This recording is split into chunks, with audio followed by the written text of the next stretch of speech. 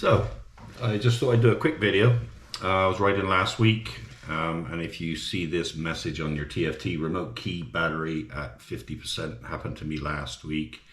Looked at a couple of videos, very simple really. It's obvious that you need to change the battery on your remote. I think the piece for me that wasn't very intuitive actually was how you get that battery case open on the key fob. So you have to actually give it a good tug. So I wanted to show you kind of how I did it. You don't need any crazy tools. You don't need a hammer. You don't need any screwdrivers. You certainly don't want to be prying it open that way. So if you're a GS owner, you'll recognize this key. You basically just need to be able to find the batteries. The batteries are these small flat batteries. You can get them anywhere in a grocery store, electronics store. They sell them everywhere actually. I actually had these for my remote on my garage door opener. So I had used these before. I looked through my stuff. It's a 2032 battery flat pack. So go get yourself a couple of those. You only need one, obviously. You need some nails, and if you don't have nails, I just grab this one, and that's really just to take the battery out itself. Once you it's on like a little spring clip, and you push it out. But like I said, most difficult part of this was understanding how to open the case, and I thought I was putting too much pressure on it, it was going to break. So I'll just show you how this thing works. The easiest way is flip the key open, and then you'll see here, this is the section. This is actually a separate piece here. So if you can see that, you see the line going across.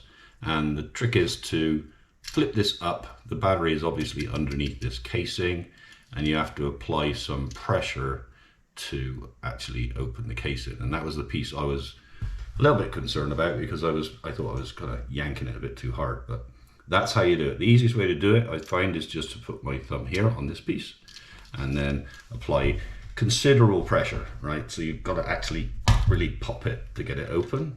And once you get to that point, a couple of things in here, you'll see a little rubber grommet going around, which is actually the waterproof seal for the battery itself. So you have seen where those pop out, so make sure if that does pop out, you put it back in. Getting the battery out, like I said, I don't have any nails, and it's kind of like on a spring clip. So if you can push that down, just basically push the battery down that way. And once you do that, it kind of pops open. Got your battery out, you got your new battery. Take this one, throw it away, get your new one, pop it back in, reverse, just make sure it's seated correctly, make sure that grommet's still in, and then line it up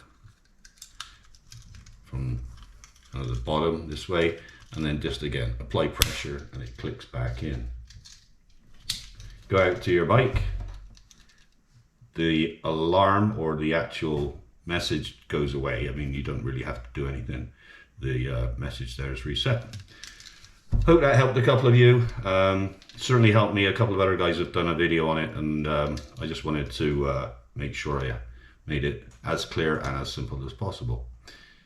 I'll see you in the next video. Please have a look at my channel if you like bike rides, Southern California, dirt bike trails, areas of notice that certain things you'd like to see, any rides you want to go on. But please take a look at my channel and enjoy the videos. Thanks very much.